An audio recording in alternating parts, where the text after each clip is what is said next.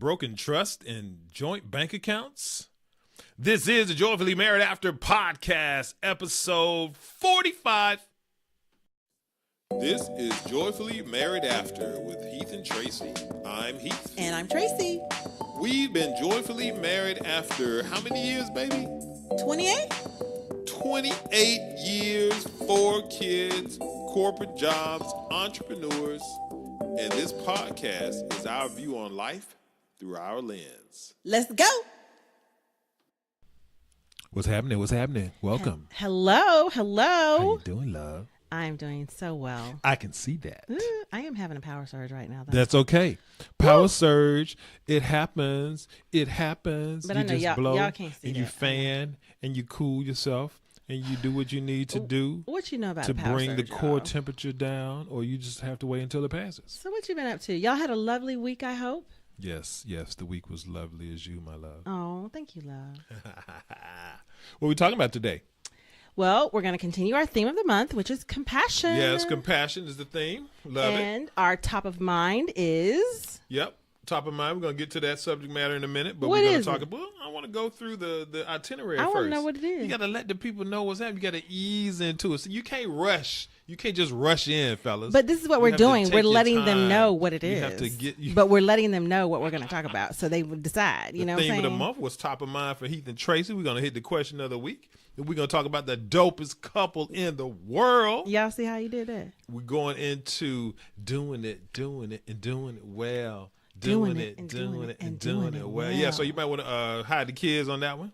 Hide But you the don't, kids. Yeah, but you don't have to hide your wife. No, you don't. And I might hit them with a 1-minute word. We'll see what happens. Yeah, it'll be off the cuff for real. There you go. It's all good. So that's the itinerary for today, baby. Okay, I like it, baby. Yeah. So the theme of the month is compassion.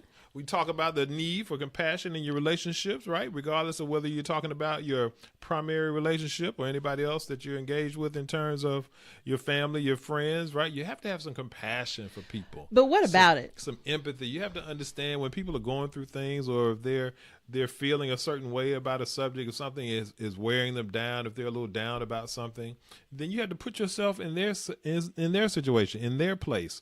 Go inwardly and make sure that you're talking with them and getting an understanding for how they feel and treating them as such, as opposed to just ignoring it and just thinking it's going to go away. Okay, I have a really good question for you. Go ahead, baby. What if you have compassion fatigue? Oh, Lord, compassion fatigue. What does that look like? Yeah, so that means that you've been in a compassionate state for someone a little too long. And you are fatigued, and you're showing what symptoms? you showing some symptoms that you don't want to see. You're showing a little bit of anger, A little bit of anger. a little bit of irritability, a little bit of negativity. Yeah, it can get negative sometimes when you got that fatigue going. You want to share with them when we discovered we had a little compassion fatigue going on? Yeah, so let me just story time right here. So we were living in Atlanta, and there was something that happened called the Great Recession. Ooh, child.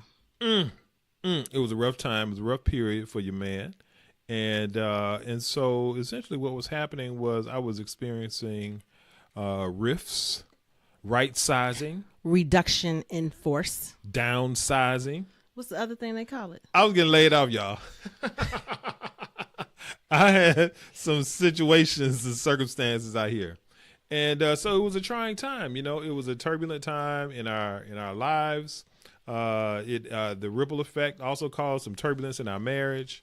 It caused some turbulence in the stability of my mental health. Woo, child. It caused some disruption in my pocketbook. It caused some challenges with my confidence. Oh, yeah. I know that's hard for y'all to imagine, right? We don't know nothing about that. And my compassion Yes. was fatigued. It reached some fatiguing levels. So it's so good that we can laugh about it now, baby. Yes, because when you look at it in the rear view, it's funny. It's funny now. But at the time, Oh, Lord. it was not funny. So when we talk about compassion, I think that is a good question, is what if I get to a point where I have been so compassionate for so long Yep. that at some point, just human nature, I'm going to get pissed about it. Right. I'm going to get to the point I just don't care anymore. Yeah. And I'm going to start to isolate myself from the whole situation. I'm going to isolate myself from you. Yep. And I'm going to just become a pessimist. I'm just going to say, which is, I'm just going to let the negativity just drift in. And I say drift because that's what it is. It drifts in. Yep. Kind of seeps in. It drifts in. And that's what happened to us. That has happened to us. We experienced it. And it is a tough thing for a marriage to go through. And I want to tell you now, if you are feeling that, do not harp on yourself. Do not blame your mate or your partner, whatever you call that person, your spouse, your husband, your wife. Understand that, first of all, that's what it is. You are experiencing compassion fatigue. If you're feeling apathetic, if you are feeling anger towards them, if you're feeling isolated, if you're feeling negative all the time and just pessimistic about your future, understand that is fatigue setting and you're tired all the time. And you can see how that can creep in, right? In terms of, you're trying to stay positive through those kinds of situations, especially if you haven't experienced them before. Right. You're trying to think through it. You're going on job interviews. You're engaging with people. You're talking with your network. You're trying to identify all the ways that you can change your situation and improve it and make it better for yourself, both of you, and your family. And the other person is doing the same thing. I know in our case, you were networking, you were talking with people at work, you were talking with other people that you knew in different places. I was going to career fairs. It was like, and striking out or getting lowballed in terms of offers. Like, because we had 3 kids at home and a kid in college when this was going on, and it was like, at some point we had a break even. It was like, you can't take that job. So then you just get to a point where you're like, you get to the negativity. You're like, this is never going to happen. Right. Yeah. You're like, dude, I can't even put gas in the car. Oh my God. Yeah, I was riding to work with somebody else, and then one of the cars got was on the blitz. It was on the blink, and we had to park the car. And we had to park it, and then we were dealing with one. We went from 3 cars to 1 car. It was crazy. Yeah. So it was a lot of stuff that we went through. And every stage of this kind of fatigue we experienced. And so we just want to encourage you guys, one, to give you an idea of what this is and what this looks like. So how do you get through it, baby? You have to be honest with yourself. I think that was the thing that we experienced was that you had to get in touch with yourself and really understand that this is what I'm feeling. I don't know why I'm feeling. You were just sort of going through it. You were just going to work. You coming home. Cooking, you're doing whatever. Hanging tough and, escapism, whatever you needed to do to get to the next day, to the next week, to the next month, not realizing that there's something wrong. Right. And you don't want to feel like anything's wrong with you because you're like, okay, well, I got a job. And you see your partner, you're like, well, they don't have a job, and that's why they feel that way. And that's what you attribute it to, and that's the only thing you attribute it to. Yeah.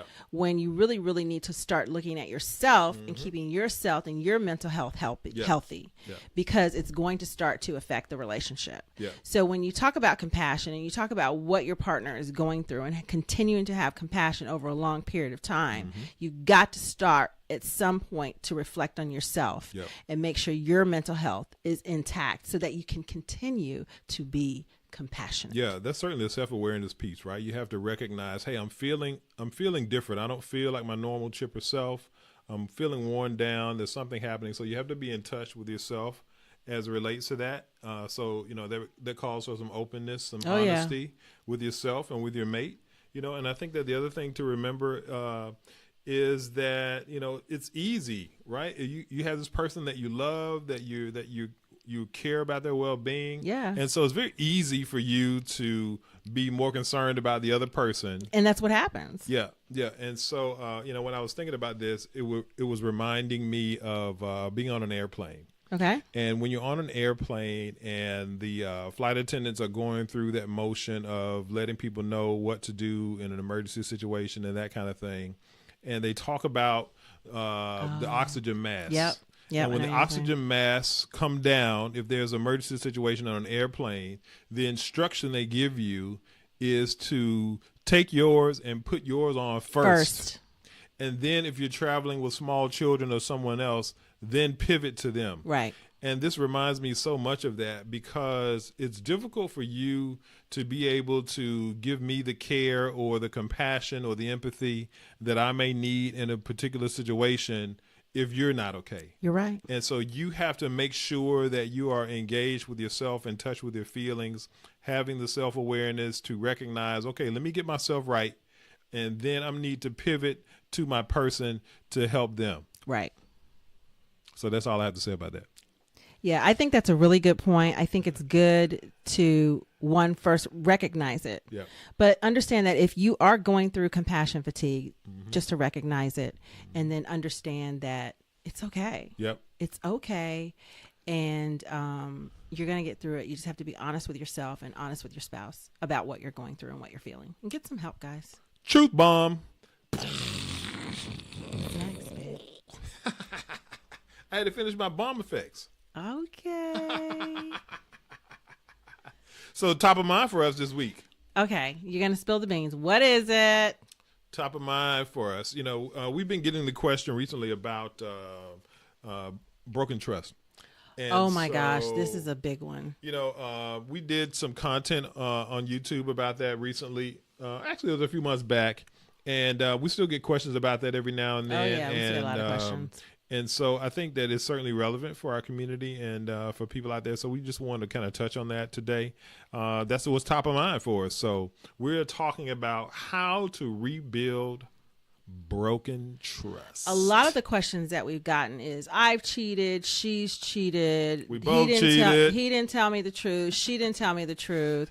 It's the same thing over and over. We kind of want to put it back together, but it's wild. We're having trouble doing it. And people really love each other, and people really want to stay with each other through this, and they just can't figure out how to get through not trusting one another anymore. Right.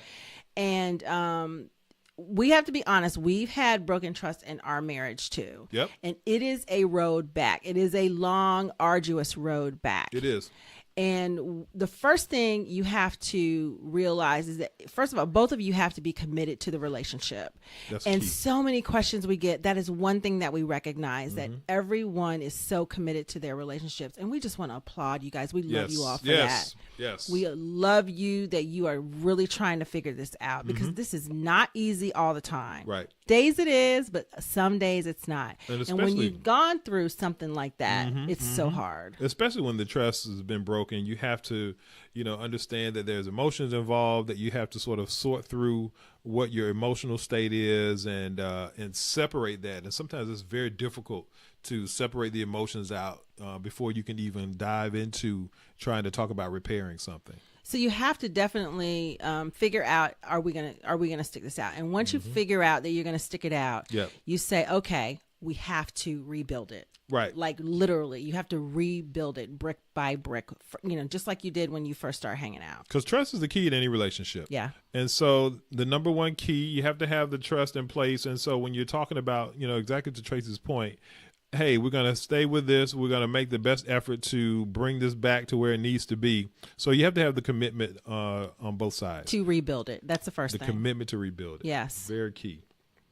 What's the second thing?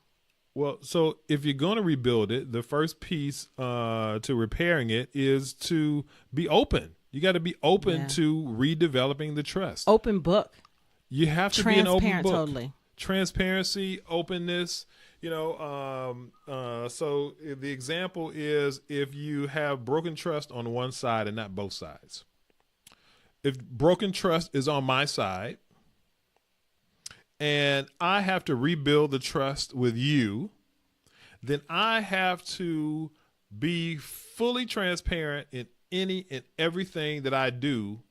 And even in conjunction with that, I may have to go above and beyond where I was before to make sure that you are good. I can see that. I could definitely see that. Right? So if it's not customary for you to go through my phone, I need to make sure that, hey, my phone's right here.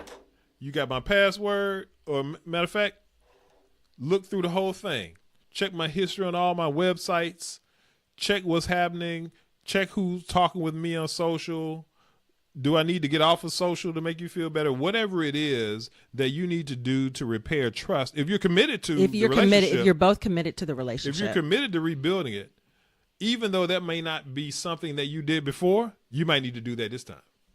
Most definitely. You need to go above what you did before. And the other thing I want to add to that is you don't need to be offended by what your mate is asking you to do to help them feel better about this. That's big.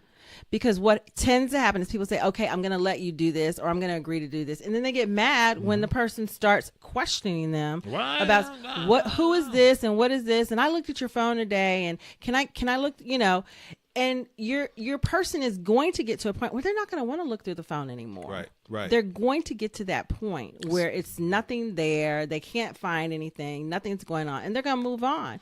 But it's going to happen over time. Right. So off the rip, you can't be, why you micromanaging? No, it's gonna be a micromanaging situation. Ain't nobody doing that. You can't be that way. No, you can't. Right? Because we're dealing with rebuilding broken trust. And you've given up that freedom. And so now what you have to do is you have to over-index the other way. Right. And say, I'm an open book. I'm fully transparent. I'm on board. And even if I don't like everything that you're asking me to do, or even if I don't like all of the behavior or the energy that you're giving me around this, guess what? I'm committed to the process. I want you. I want us. And whatever it takes to get back to where we were and even better, I'm willing to do it. That's it. That's what needs to be shown. And then on top of you being an open book, transparent, everything, you need to continue to show that you love that person and you're willing to be with them through this situation, through them asking questions, through them not trusting you right now. Right. You have to be willing to take that shot, because if you've been the one to destroy the trust, you literally have to rebuild it. Yep. Literally. That's part. It's a joint venture. It's a joint. And it's some heavy lifting. It's some heavy lifting. It requires some work. And time. I'm going to say that again. You can't microwave it. Time. There is no microwave going.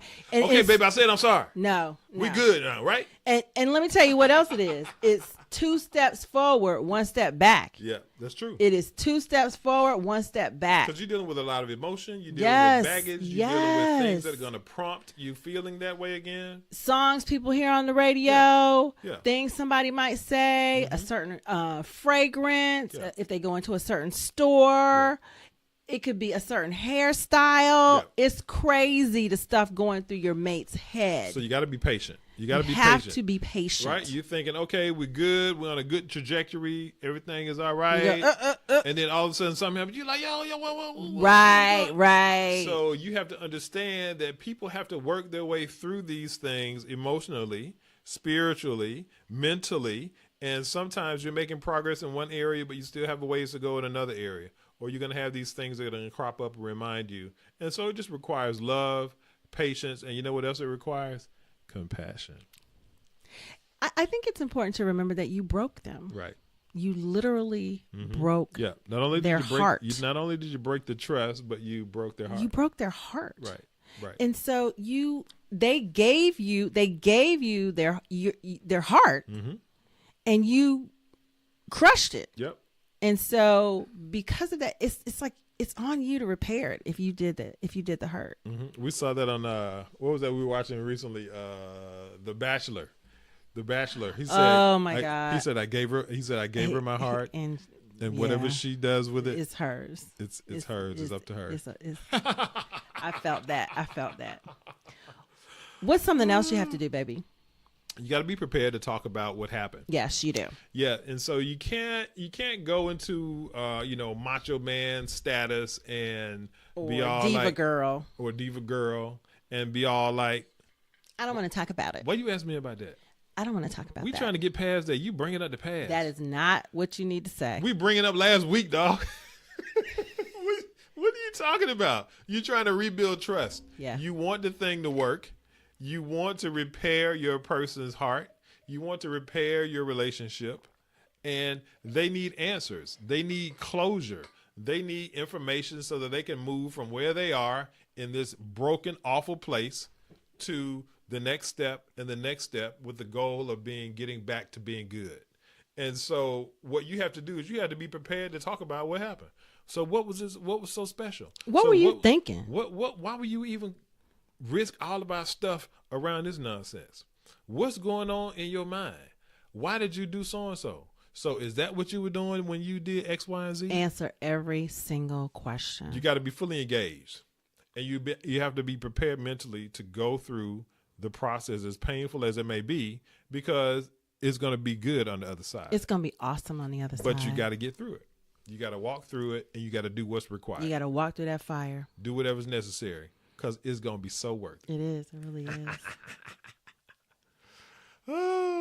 I think you also need to seek professional help.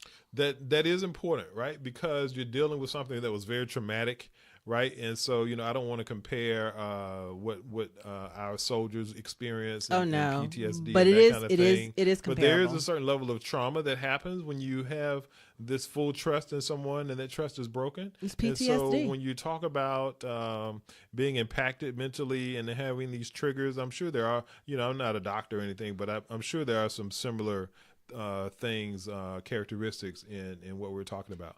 But the point is that it may be appropriate to engage with a psychologist, a psychiatrist, some kind of family marriage counselor, right?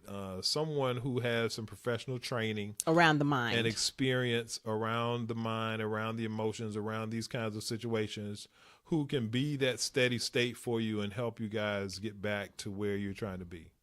Yeah. When Heath and I went through our situation, we went to what was? I think it was a psychologist. We went to a psychologist. Was he a marriage therapist and psychologist? I believe so. Something like that. And he was helpful to us in not in so much helping us in repairing our marriage, but in us realizing that what we had, first of all. Yep. And second of all, we knew what we needed to do. He kind of showed us what we needed to do. Yeah. He gave us some work. He gave us some exercises. Yeah. He gave us some thought processes. Yeah. As opposed to, it wasn't, I didn't like him at the time. That's true. What did I say? You were not very cooperative. I mean, you were irritated. So I mean, so freaking irritated. that's to be understood, right? I did not like him at the time. I thought he was taking sides. I thought he was focusing on me. And that's going to happen. And I think we continued as long as we could. Yep. And then we had to stop because then the price was going to go up or something like that. But the information that he shared with us and the information that he gave us was helpful. Don't think it's going to be a waste of time. Right. It's going to teach you something. Absolutely. They have something to share with you, and they're going to, even if it's just a book, they're going to teach you something you don't know. Right. And Heath and I talk about this all the time. That's why it's so important to be around like-minded couples because our friends helped us too. That's right. And they were supportive from the standpoint of, this ain't nothing. When you looking at them like, yeah, it is. Right. And then of course you get the side of, I need to whip his ass, or I need to tell her something, Did you say it?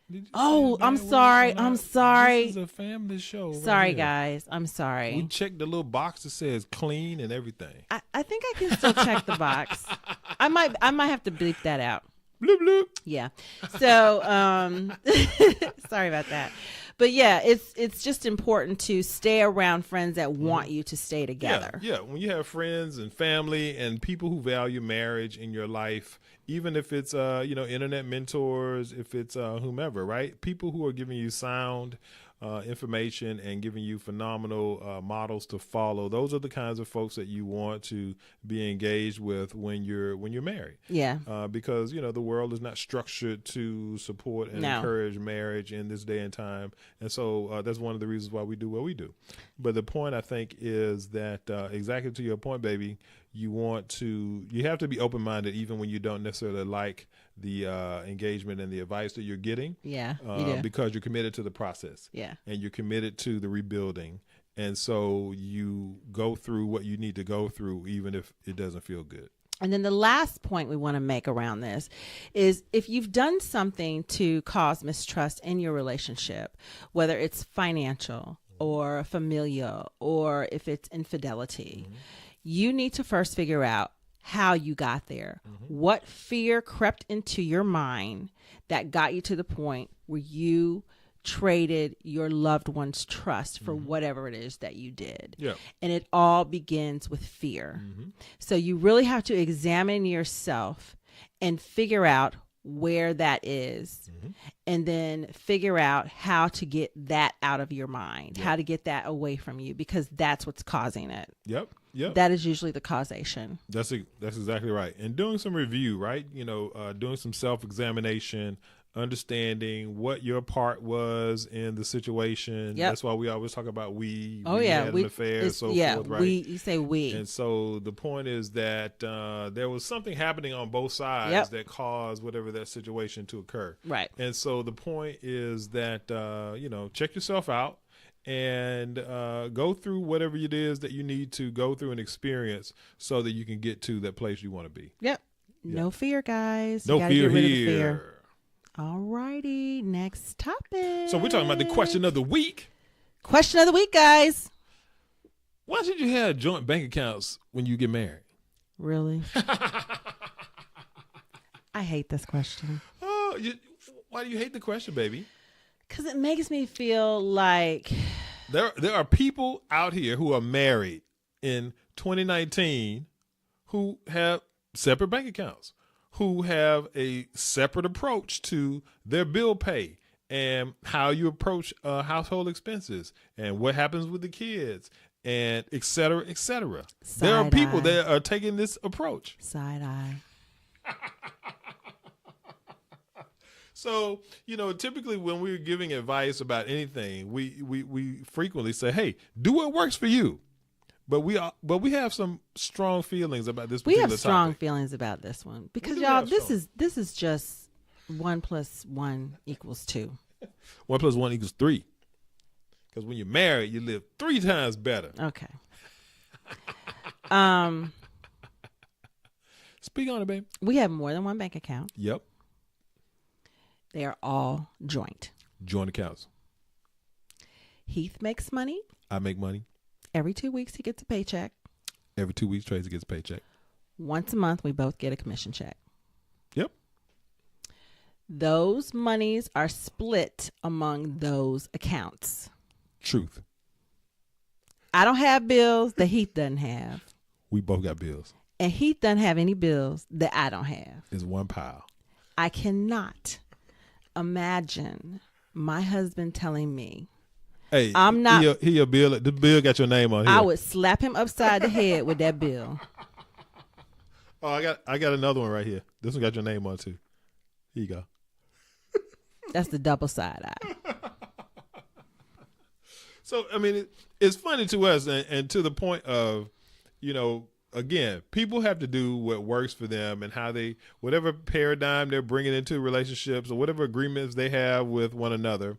But I think there's a lot of research out there and evidence and information that will tell you that part of what we're talking about makes you leverage these things so that your life is better. Do you all realize that if Heath had a bank account with money in it, and he passed,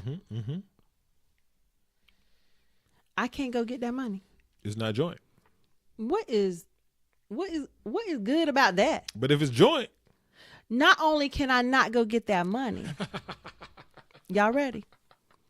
Don't I have to pay taxes on it when I get it? I think you do, baby. I think you do.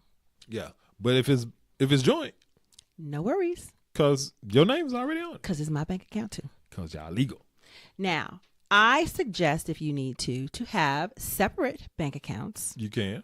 To do whatever it is you want to do with quote unquote your money. Yeah. That's a question mark. You got your little fun fair, your little fun account. Hey, if I want to put a little cheese over here out to the side, I got a little account that you don't know about. If I want to buy you something nice, or that's nice. Some kind of emergency or something. That's nice. Yeah. And we have those too. We have separate accounts like that too. Right. But if something needs to come out of one of those accounts, it's not an issue. That's right, because it's all the same. I'll even say, I need to take money out of your such and such account. Thank you, baby. Because I know how to get in that sucker. I appreciate you letting me know, baby. Period. I don't understand this. And please, I know it's a big subject for so many people. Please tweet at us on this one. Yes, at us on this one. We you know how people say, don't at me? We're asking you to at us. We want to know how you deal with it. At Heath Tracy. How you do your thing. Please let us know. If you got separate accounts out here, talk to us about just like you don't know how we do it, we don't know how you do it. How you making that work? We don't comprehend. We're curious. We're not being facetious. We asked our 17-year-old, and he said, "What?" He said that sounds silly. 18-year-old? 18-year-old say it sounds silly? And we're not. Please don't be offended, y'all. Please don't be offended. Oh my God, please do what you want with your bank accounts. Yeah.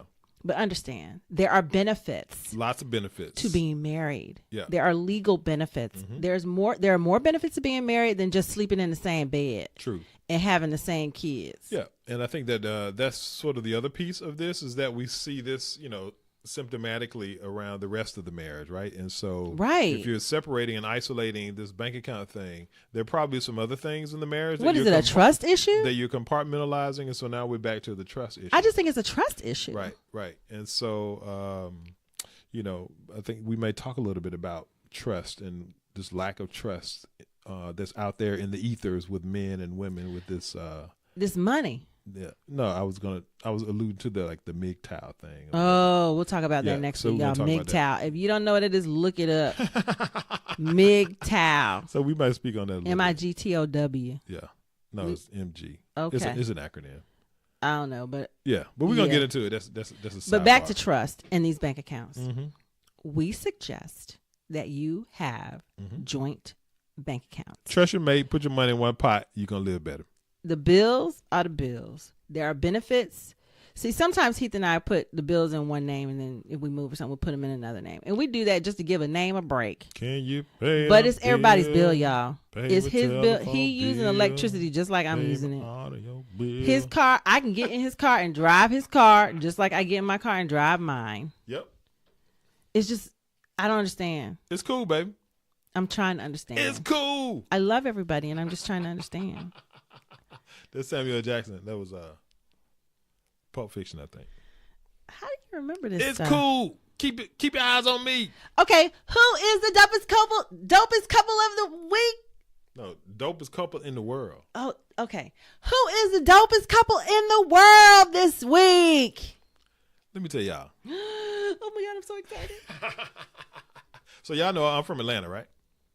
And so I think it gives me extra special pleasure to kind of touch on this couple a little bit this week. Because they live in Atlanta. Yes! We talking about Candy and Todd. Oh my God, I love Todd them. and Candy. Oh my God. Y'all ever watched Atlanta Housewives? I don't watch it much anymore, guys. I'm sorry. Y'all know who Candy Burris is? Does she have a different last name now, huh? Yeah, I don't know. Does she still use her? I just know them as Candy. And, I'm sure she uses Todd's name. Todd and Candy, y'all. Todd and Candy are the joint. Have y'all seen Todd on social with Ace? Oh my God. My heart is melting. Todd had that daddy daycare on the regular with Ace. He has it on the regular. Now, let me tell you something about this couple, y'all. This woman is worth millions. Yeah. I think the last time I saw 50 something, no, I think it was like 32, 35. Oh, she lost some money. No, that was the last time I looked at it. But anyway, she worth millions. I ain't got Candy's $32 million. Candy's a baller. Shout out to Candy. And this man supports and loves this woman. Hashtag real man. Real man. Real man. Yeah. Baby, what you want to do? What you need me to do? He ain't hemming and hawing about being with his baby, with his child on a regular basis. He's comfortable in his manness. Comfortable in his skin. And he steps right on into whatever she needs him to step right on into on a regular basis. Yep. And Candy has she has an older daughter, I think. Yep. Right? From And he does first too. marriage or earlier relationship. And he does too. Yeah. And everything is just fine. And I love this couple because they don't let the world get at them. He protects his woman and she protects her man, and they protect their cubs. Doing their thing. Shout out to Todd and Candy. Love y'all. Love y'all. This week's dopest couple in the world. Okay. The next section that we're going to talk about is doing it well. Doing it, and doing it well. doing it, and doing it well. So you might want to put your headphones on. Hide your kids, but don't hide your wife. AirPods, Bose Wireless, Beats. It's time. Okay, y'all ready? We give you a little time. Y'all got it situated? Ready? We good? I like this one. Sex is a skill. Oh, yes. It's a skill, y'all, like any other skill. The more you practice, the better you get. Hello.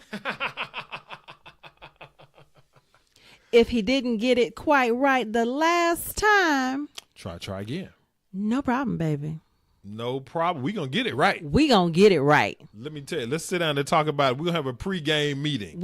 Okay. We going to get this position right. Got to try new We going to get position. this rhythm right. Yeah. It's important. We going to get this pressure right. You got to keep trying. You got to understand. You got to take the feedback, do the data analysis, be specific, have the conversation, and the engagement with your mate. Be very specific about what it is that you need and want. Practice makes perfect. That's it. If your mate wants a new position, try it. Let's try it out. If it didn't work the first time, that's okay. So what? That's okay. Try it again. Yeah, because it might be better next time. And you might have an idea to switch it up and make it feel different or make it feel better. The motion of the ocean. I like that. Practice makes perfect on the sex, y'all. Y'all got to get this right. I'm sorry of hearing about couples out here not having no sex. This is ridiculous. No me gusta. It's like, okay, I'm married. I got my own personal situation, my own personal, you know what? And I'm not getting it on a regular basis. That's a mess right there. No me gusta. That's some straight mess. Got to get it right. I'm talking to y'all because this is so important. This bonding situation with intimacy and feeling and being inside one another. Yes, I'm being that graphic. You have got to get there. Yep. Your husband and wife situation, you need to be inside of each other. You need to be intimate. You need to be touching. You need to be swapping spit and fluids on a regular basis. You need to reach those levels of ecstasy, making funny noises, biting and scratching and all that stuff. Okay. And if you need to figure that mess out and get there. Might need some more practice. And if you just need more practice, guys. The more you do it, the better you're going to get. And I'm going to say this about it. When ball players are off, if they haven't been practiced, they might need to lose some weight. I just noticed that when Heath and I get our weight down, that thing is amazing. Yeah. So that's back to health and well-being of your body as well as your marriage. Yep. Right? All of these things are connected. There's interdependence within all of these things. Don't be afraid to have sex with your partner. If you're feeling if you don't feel well or you don't feel like you look good enough or you need to work on that. Yeah. And you need to figure out how to get to a place where you feel sexy, where you feel like, I feel like doing this. Yeah. I feel like doing that. I want to show this. I want to do this to them. I want to do that to them. Yeah.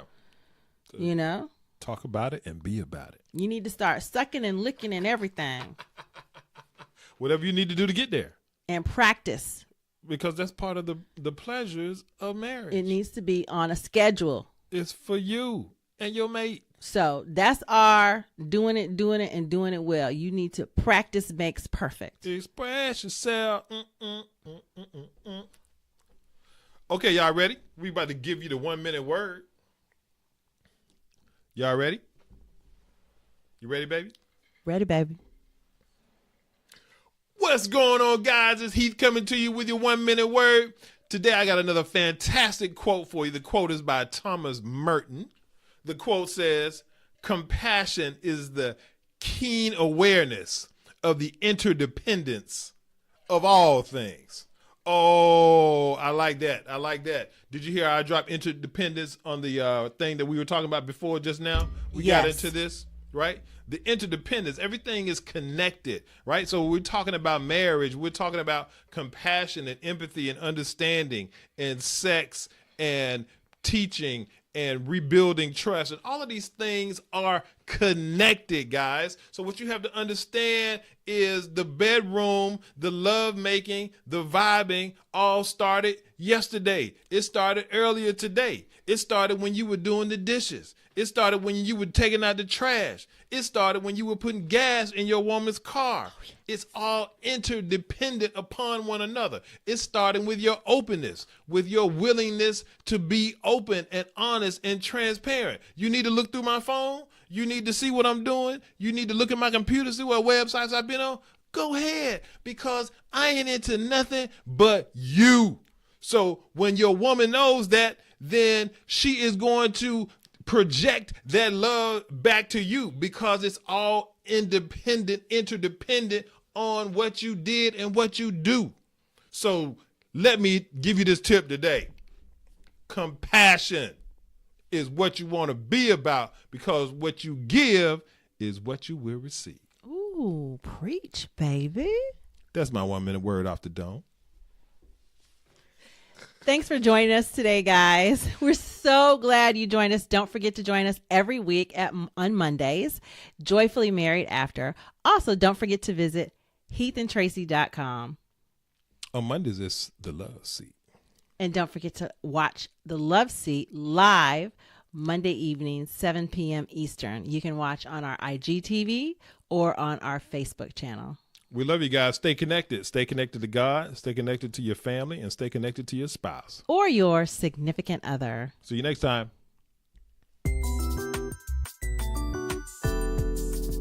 Thank you for joining us today. Tune in weekly as we share more tips on being joyfully married after. And join the conversation at heathandtracy.com.